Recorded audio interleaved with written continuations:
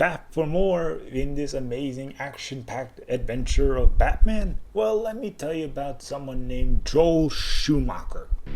At the time, the Schumacher era was considered the worst Batman era of all time, before this guy. But since this is a Lego game, I can actually make some laughs here and there about the Schumacher era. Even Lego Batman does it, as mentioned in the back credit card.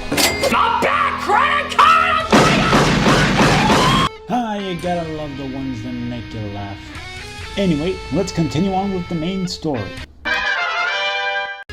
Bruce Wayne takes Selina Kyle on a date to Holly's Circus, where the Flying Graysons are performing. And immediately, longtime Batman fans already know what's about to happen. Because Dick Grayson's origin stories into Robin is another iconic part of the Batman history. For anybody who does not know the comics, Dick Grayson became the very first Robin. But before that, he was part of a family of circus acrobats called the Flying Graysons. Typically in the comics, his parents are murdered by a mob boss by the name of Tony Zuko, which leaves Dick Grayson orphaned and adopted by Bruce Wayne. But the game changes things a little bit by taking inspiration from Batman Forever. Instead of Tony Zuko directly causing the attack, Two-Face barges into the circus while carrying bombs, and his gang causes the entire circus to emerge into chaos. And honestly, the level itself is really fun. Batman and Dick Grayson are running across the circus equipment, trying to defuse all the explosives, while acrobats and citizens are panicking everywhere. And you can see the chemistry building between Batman and Dick Grayson even before Robin even exists. Now, since this is a Lego game, here's where things get a little bit weird.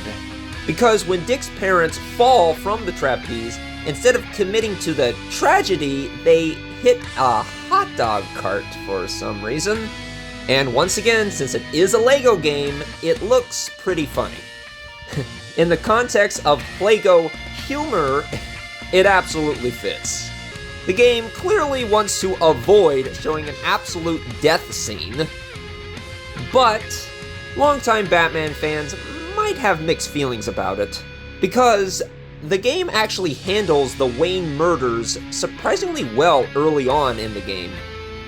It respected the emotional weight of the scene without spoiling the Lego tone either. And Dick Grayson's origin matters so much because Bruce adopts him essentially to make sure that this child doesn't go through the same pain that he went through. Still, once the game moves forward, things get really fun again. Because we're introduced to one of Gotham's favorite lesbians, Pamela Isley, aka Poison Ivy. Besides becoming Harley Quinn's wife, who was Poison Ivy? Well, before she was Pamela Lillian Isley. Basically, she was a botanist in the Gotham Botanical Gardens working under Jason Woodrow, working on several venoms and toxins from plants. However, he grew paranoid with his experiments and poisoned Pamela. The resulting chemicals mixed with Pamela's bloodstream, resulting in her controlling plants, and as a thank you note, she poisoned Jason. Chlorophyll and filled my lips.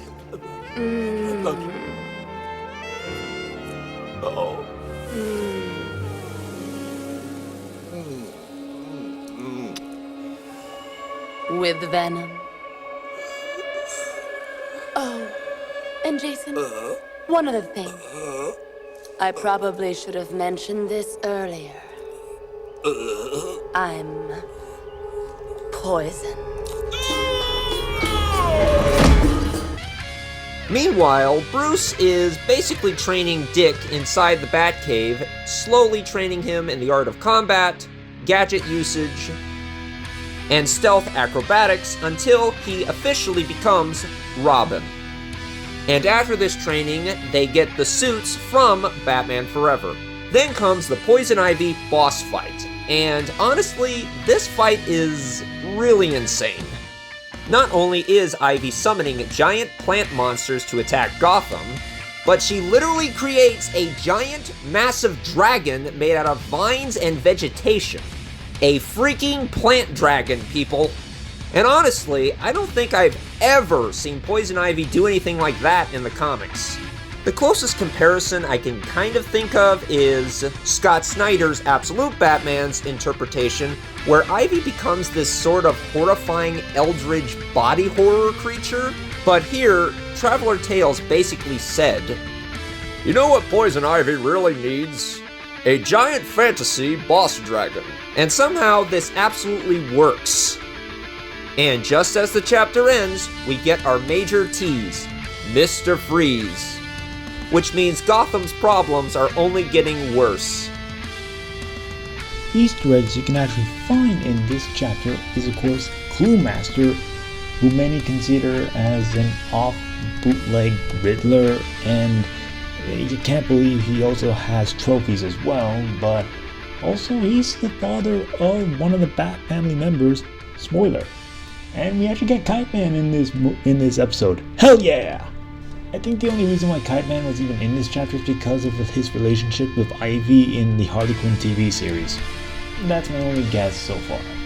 The next chapter actually starts off strong with a recreation of the Batman the Animated Series intro. And wow, that is beautiful. Gotham is holding a costume party, and Barbara Gordon is making her costume, a Batgirl suit. Now, one thing is that this is actually how Barbara creates her bat suit. Basically, it was originally a costume for a masquerade party, which basically this is how she became Batgirl. The only major difference is in this comic, it was Killer Moth who attacks that inspired her to become Batgirl.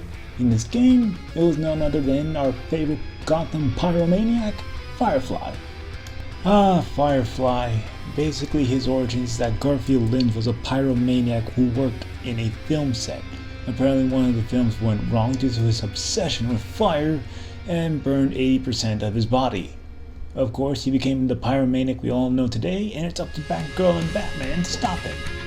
Batman is pretty impressed that Batgirl can handle herself, and he welcomes her to the Bat family.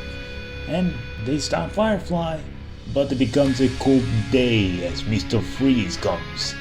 And it's the Arnold Schwarzenegger version from Batman and Robin. What killed the dinosaurs? The Ice Age! I love Mr. Freeze. He's possibly my top favorite Batman villain, more than characters like the Joker, the Riddler, and Bane.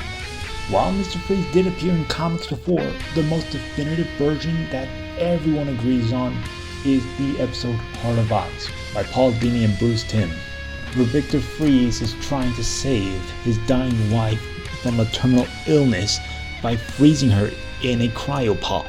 Apparently, some greedy investors want the cryotechnology and weaponize it, but apparently Victor was caught in cryovapor, turning him to the cold-hearted madness we know today. Of course, Batman and Robin did delve into this. Oh, if only they dove into that when it comes to Batman and Robin, sadly. But apparently, we get more ice punch with this level, and we don't get into the drama of Mr. Freeze, which I get, it's a Lego game. We don't need to go that over dramatic. Basically, what happened is that Jim was frozen, and they need to find a way how to unfreeze him. Luckily, Batgirl was escorted back to the Batcave, and she actually found out the chemical because she's a computer genius, which is actually accurate when we're talking about the Bat family. And we get new suits, which are the ice suits from Batman and Robin. Apparently, we found out that Mr. Freeze got most of his supplies from Black Mask, aka Roman Sionis, a typical gangster and head of the False Face Society. Basically, he's dangerous, he's full-on gangster, and, well, Batman just went to say hi and broke his car Street Fighter style. Now you might be thinking, where's Robin in all of this? We have the Batman and Robin suit, even though majority of this is Batman the Anime Series, but also mostly Batman and Robin. Where is Robin? Robin is not in this, because Dick Grayson has evolved to possibly the best thing that came out of DC Comics, Nightwing. Oh god, it's the Dick Grayson fangirls. Seriously, majority of Nightwing fans always love Dick's ass. No, seriously, look at that ass. Okay, short story. The first 4 Robins basically evolved to another moniker. Dick is Nightwing, Jason is Red Hood, Tim is Red Robin, Steph is first Batgirl, then Spoiler, and the current Robin is none other Damian Wayne. Basically, everyone agrees that Dick Grayson was not only the best Robin, but also the most famous Robin. Of course, we stopped Mr. Freeze from turning Gotham into an igloo, and things will only get darker as Gotham's reckoning will start. Like, the moment you know this chapter starts, you know immediately they're diving into the Dark Knight trilogy. Joker blows up the Gotham General Hospital, and they even do the scene in Dark Knight where Joker actor had to improvise because all the explosives immediately didn't go off.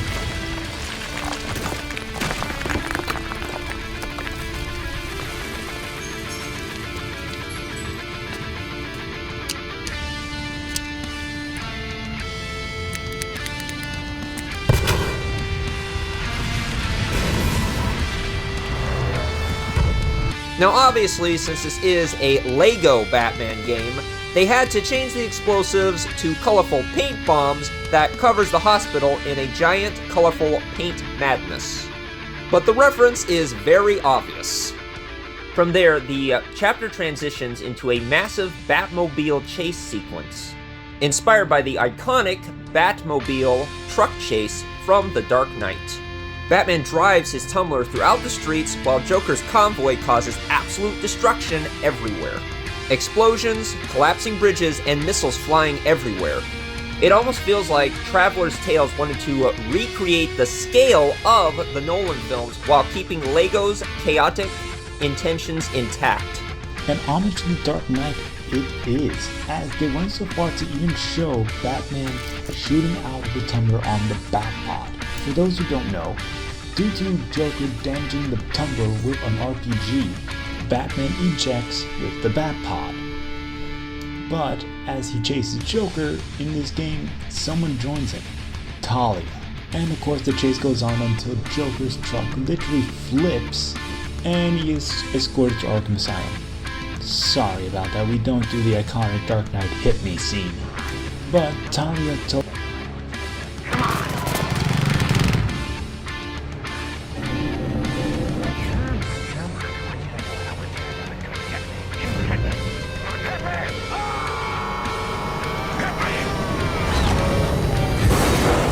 League is back, and one of the headquarters is in the Tunnel of Love, which is a strange reference to The Dark Knight Returns by Frank Miller, as Joker and Batman's final battle was there. Joker snapped his own neck.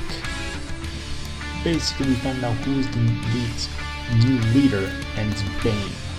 And we see that Joker had contacted Bane, so we head to one place we need to go to, Arkham Asylum. And they did something that we are absolutely shocked. The game directly references the opening of Batman Arkham Asylum. Batman walks Joker through the asylum while he is strapped down to a dolly while he is surrounded by armed guards. The camera angles, the atmosphere, and even the PA chime from the Arkham games is recreated almost perfectly. If you have ever played Arkham Asylum, you immediately recognize it. And honestly, that much detail shows how much the game developers generally love the Batman games, not just the comics and the movies. And this leads to another massive Dark Knight reference, the interrogation scene. The funny thing is that before the interrogation even started, Joker tried to escape, just like in The Dark Knight, where he basically surgically implanted a foam bomb in a police officer's stomach. Oh, thank goodness Arkham Asylum has terrible cell phone service. Now we get on to the interrogation. Now the interesting part about this is that we actually read how the interrogation goes until we reach the iconic moment where it basically goes, "Where is he? Where is he?" Bane, where is he? Where are we? killing is making a choice. Where are they? Choose between one life or the other. Your friend, the district attorney, or his blushing bride to be. Even going so far to traumatize Joker while blackmailing him with a picture of him depicted as, oh gosh, the failed Jared Leto adaptation of the Joker. And the funniest part about all this is that Joker actually looks terrified from this. It's like even he doesn't want to acknowledge that part of his own timeline existed. It's such a stupid joke, and it's hilarious. Ugh, that's not even the worst reference to the DCEU. Basically, Batman got so aggressive that he actually said, "Where's Martha?" Martha! Martha? Which is a reference to the Martha scene from Batman vs. Superman. The scene is now a reflection of how Batman can now save a mother in which he failed to save as a child. The reason why I want to say that in a bit monotone is because basically it's a stupid scene. Soon afterward, Arkham completely erupts into chaos. Prisoners escape everywhere, alarms blaring throughout the facility, cells explode open, and suddenly Gotham's most notorious criminals are loose all at once. And the roster of villains here is honestly insane. You've got major Batman villains alongside these lesser-known characters like Calendar Man, Clock King, and even Deathstroke appearing throughout the escape. It honestly feels like Batman's entire rogues gallery is leashed upon Gotham all at once. That's not even my favorite moment in this breakout. Apparently, the one extra level to add for reference of Arkham Asylum the game is a Scarecrow sequence.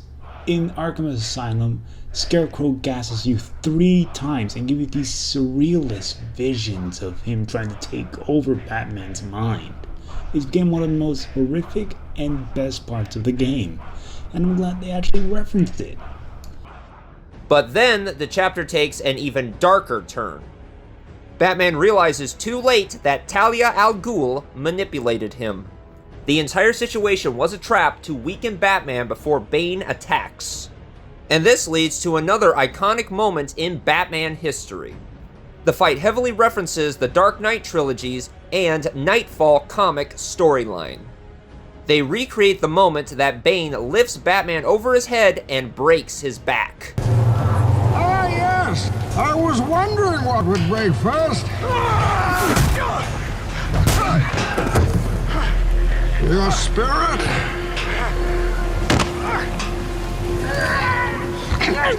Oh, your buddy! Ending Chapter 6 on one of the darkest cliffhangers in the game.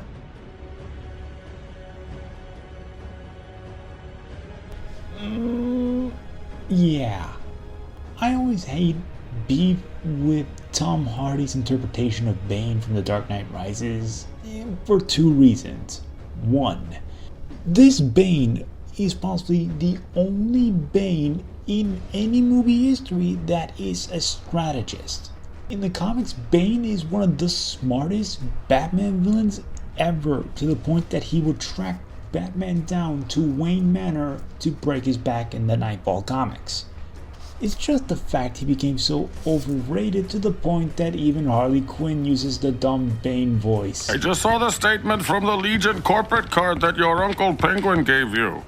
Did you put a down payment on a bounty to kill Harley Quinn? 2. Bane is Latino. Bane was born in Peñadura prison in the country of Santa Prisca. Basically, it was his obsession to break the bat.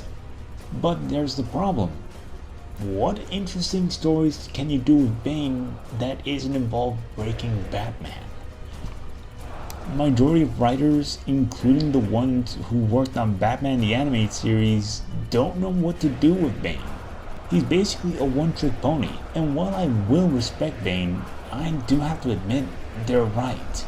But I am glad in recent comics that he retired and destroyed the drug trade in Santa Prisca. I even heard he has a daughter.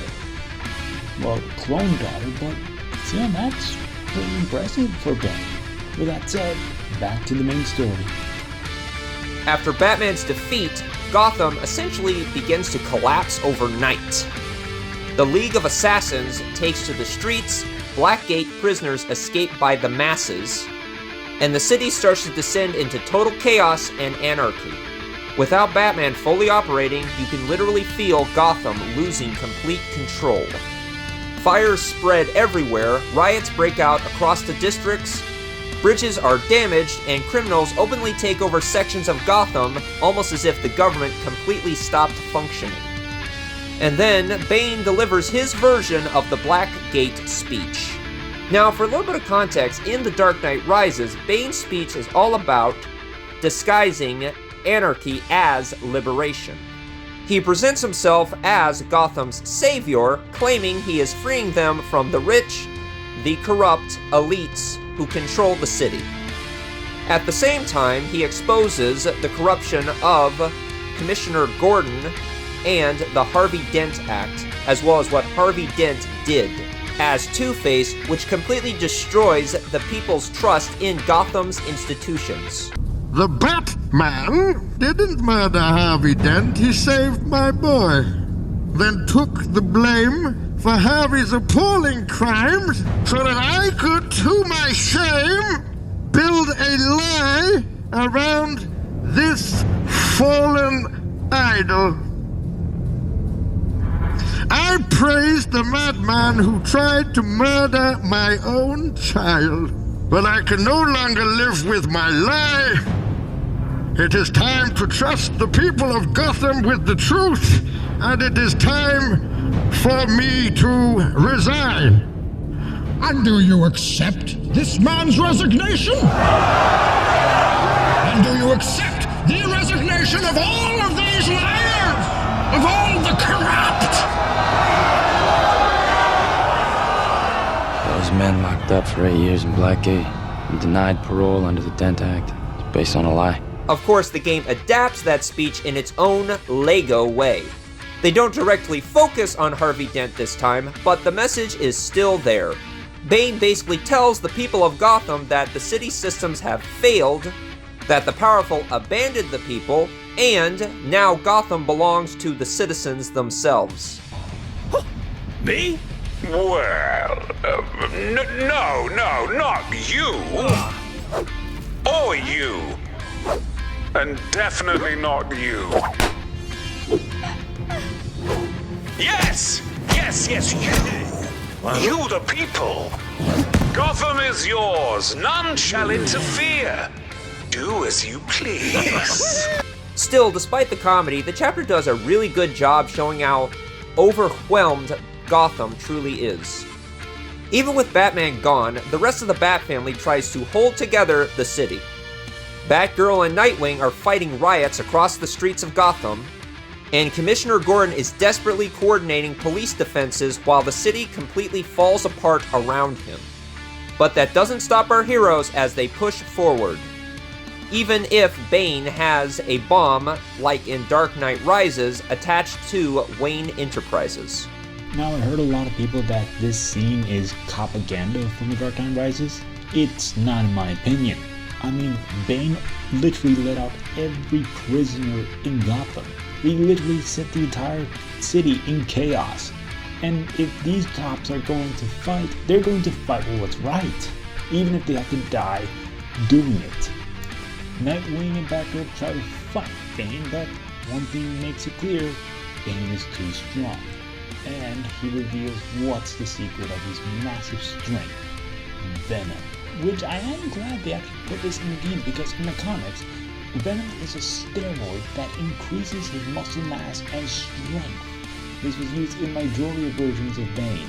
Yes, even this stupid one from Batman and Robin. Of course, surprise, Catwoman arrives wearing the Nolan suit, and Batman shows up wearing the armored Batflex suit inspired by Batman vs. Superman.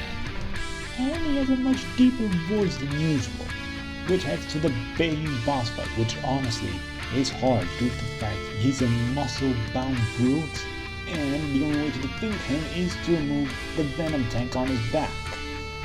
But surprise, it's not Bruce, it's Alfred. The old bait and switch. And honestly, that bit got me laughing because Alfred completely goes into the bit of being Batman just to keep Gotham's hopes alive as Bruce recovers from his injuries. Which, surprisingly, Bruce actually does recover. So the real Batman eventually returns to join Nightwing and Batgirl in the final mission of the game. And for some reason, Bruce is wearing the 0 Point Fortnite bat suit. Okay. But things get even more crazier when the mysterious flying bat-shaped assassin reveals herself to be Talia al Ghul, who is still very loyal to the League of Assassins and is still carrying out the mission and plan of Ra's al Ghul. And honestly, I still have one interesting question. Let me guess, she's still very clingy for Bruce. Clingy is pretty much underselling it, especially at this point in time, since the fact we know that she drugged Batman to have Damian Wayne. Would you like a drink? Last time that didn't go so well. Oh, you're right. If I remember correctly, a little something in your beverage. Same way I remember it. It made you romantic. It made me do what you wanted. Now this man wants to kill us. Us? Not you. Me. And your son. Son?